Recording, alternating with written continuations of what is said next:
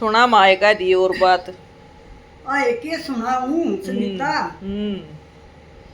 एक बुढ़ा था रे, बिटियो बीमार हो रहा और के बालक हो रहे दुखी घड़ी। हाँ कदे ताता दे कदे सिला दे ना पियो ना खावे। हाँ मेरे कोट लगाई सीए की जो कर मैं लागी हाँ आएगी।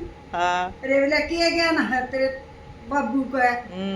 बोले ताई का ज्ञान तो ज्ञान से तू बिना दुखी सी हो रही है। हाँ रे बोले के दुखी हो रही सू। हाँ तेरे ताऊ गले बे था भाई वो मर गया। हाँ मन न जानी तू इसका दूसरे का लत्ता ओढ़ ले।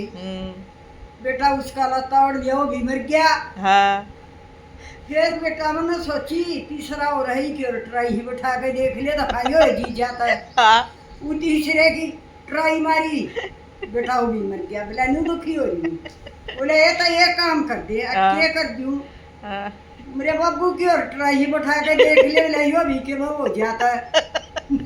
अयो भी कब पूरा हो जाता पूरा पूरा इसका यो भी पूरा हो जाता है इसकी और ट्राई बैठा के देख ले। सही गया तो दुखी हो रहे थे। मैं दुखी हो रही।